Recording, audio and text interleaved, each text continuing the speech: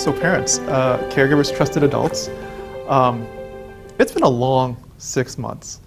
Let's just get this out of the way, right? Like we're all kind of pretending here, right? We all pretend like we have it all together, and maybe you do, but some of us have really been struggling. It's been hard.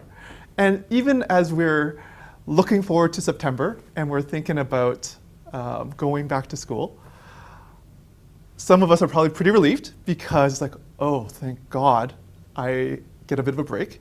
And at the same time, some of us are pretty nervous because we don't know what it's going to look like. And even when we get back, we don't know how our kids are going to deal with things. Every one of you have been in different situations. Some of you have been struggling with family and health issues and extra family responsibilities. Some of you have been working and trying to manage your kids. Some of you have just have been looking for work, and that's been a challenge. We at the TDSB, we know that it's a struggle, right? And coming to this year, everything is different. Everything will be a challenge, and we don't have all the answers. But here's what I'm hoping we can do, right? Is that we don't need to struggle with it by ourselves.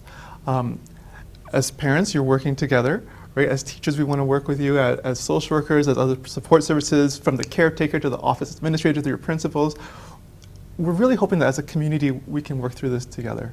So here are going to be a few things that we can do to kind of try to get this year started as best as we can, knowing that it's not going to be perfect. And even starting with, hey, how do we get back to a regular routine with your kids? Let's start with just getting back on track with sleep.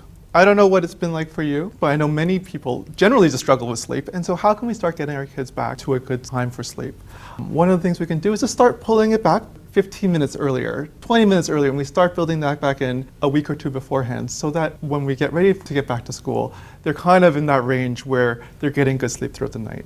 To when they wake up, right? Getting them to brush their teeth in the morning, getting them a good breakfast, getting them ready to wake up at the time that they would need to wake up to go to school. And then moving on around just having a good morning and afternoon routine, knowing that school is going to be quite scheduled, and that might be a little hard for some kids to get back into, because it's going to be a long time for them to kind of focus in on an activity, right? And so how can we, whether it's a small activity that they can do for half an hour that they can kind of try to focus on as best as they can to build that back in so that when school comes and they're back into their regular routine, that they're able to practice that beforehand over the next week or two.